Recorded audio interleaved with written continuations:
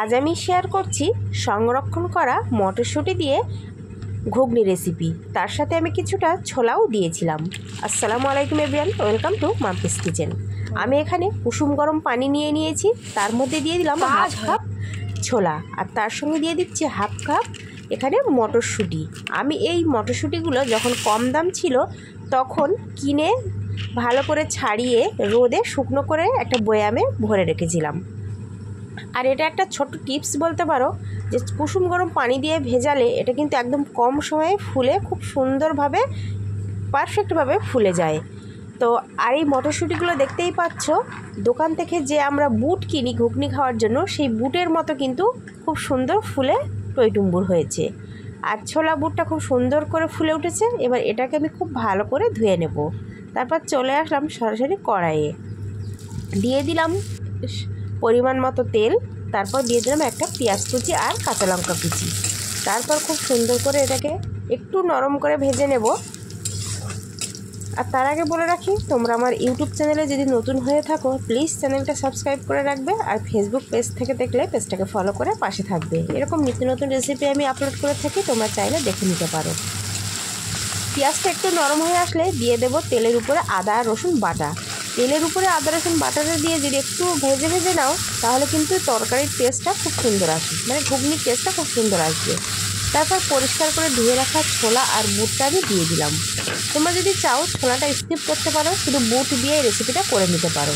তারপর একটু ভালো করে নাড়াচাড়া করে দিয়ে দিলাম স্বাদ মতো নুনটা দিয়ে আবারও খুব ভালো করে নাড়াচাড়া করে নিয়েছি। অনেকে এই বুট সংরক্ষণ করতে জানে না, আবার অনেকে আছে যে এই রান্নাটা কীভাবে করবে সংরক্ষণ করার পর সেটাও জানে না। আবার অনেকে আছে মনে করে যে বাড়িতে যদি ফ্রিজ না থাকে তাহলে কিন্তু এই বুটটা সংরক্ষণ করা যায় না। তো এটা কিন্তু ফ্রিজ ছাড়া একদম রোদে, আমি প্রায় 10-12 দিন রোদে শুকনো করে একদম শুকনো হয়ে গেলে তারপর এটাকে আমি বয়ামে সংরক্ষণ করেছি। ফ্রিজ ছাড়া এটা কিন্তু খুব সুন্দর একটা সংরক্ষণের পদ্ধতি। তো তারপর দিয়ে দিলাম এইভাবে ছোট ছোট ঘুগনির মতো আলু কেটে নিয়েছিলাম আমি। এবার সেটাকে দিয়ে ভালো করে নাড়াচাড়া করে দিয়ে দিলাম ধনিয়া গুঁড়ো। তারপর আবারও খুব ভালো করে নাড়াচাড়া করে নিচ্ছি। এই ঘুগনিটা খেতে অসম্ভব টেস্টি হয়। তোমরা অবশ্যই এই বুট সংরক্ষণ যদি বাড়িতে করা থাকে, তোমরা এই রেসিপিটা এইভাবে ফলো করে দেখতে পারো। তারপর দিয়ে দিলাম হলুদের গুঁড়ো, দিয়ে দিলাম ঝালের গুঁড়ো, তারপর দিয়ে দিলাম একটু জিরের গুঁড়ো। তারপর আবারও খুব সুন্দর করে মশলার সাথে আমি এগুলো কষিয়ে নিচ্ছি। তোমরা যদি মনে করো তাহলে ছোলা আর বুটটা আগে থেকে কিন্তু প্রেশার কুকারে 3 থেকে 4টে সিটি দিয়ে দিতে পারো, এক্ষেত্রেও খুব একটা খারাপ হবে না, খেতে ভালো লাগবে। তারপর দিয়ে দিলাম এখানে 2টো টমেটো কুচি। তারপর টমেটোটা দিয়ে ভালো করে আবারও আমি কষিয়ে নিচ্ছি। যাতে পুড়ে না যায় তার জন্য আমি সামান্য একটু পানি দিয়ে দিচ্ছি।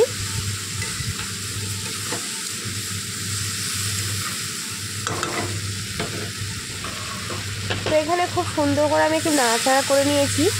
এই পর্যায়ে আমি অল্প একটু পানি দিয়ে এটাকে সিদ্ধ হতে দেব। তো আমি এখানে অল্প কিছুটা পানি দিয়ে দিচ্ছি। এবার এটা সিদ্ধ হওয়ার জন্য আমি সময় দেব। তো ঢাকনা দিয়ে আমি ঢেকে রাখছি এই পানিটা যতক্ষণ না শুকিয়ে আসে। তো বেশ 5 থেকে 6 মিনিট মতো আমি রান্না করে নিয়েছি। তারপর অনেকটা পানি শুকিয়ে গেছে। এই পর্যায়ে আমি খুব সুন্দর করে কষিয়ে নেব। এখানে কিন্তু সব কিছু ভালোভাবে সিদ্ধ হয়ে গেছে। তো আমি এই পানিটা পুরো শুকিয়ে একদম কষিয়ে নেব। বেশ কিছুক্ষণ আমি এটাকে সময় নিয়ে কষিয়ে নেব।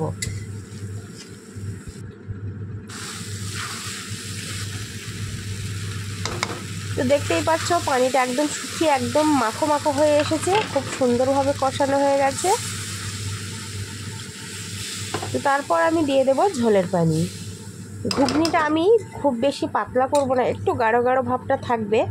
তো এটাকে আমি খুব সুন্দর করে নাড়াচাড়া করে দিচ্ছি। আমি আমার প্রয়োজন মতো পানিটা দিয়ে দিয়েছি।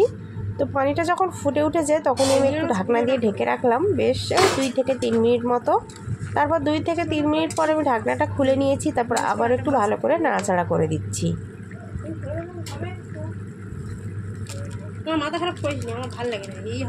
আমি এখানে খুব বেশি কিন্তু পানি দিইনি। এই পর্যায়ে আমি দিয়ে দেব একটু গরম মশলা। এবার দিয়ে দেব একটু ম্যাগি মশলা। ম্যাগি মশলাটা দিলে খেতে ভীষণ ভালো লাগে, তো আমি ম্যাগি মশলাটা এখানে ব্যবহার করছি, তোমরা চাইলে না দিলেও না দিতে পারো। তারপর মশলাগুলো খুব সুন্দর করে একটু মিশিয়ে নেব, আর একটু কিছুক্ষণের জন্য আমি রান্না করে নেব।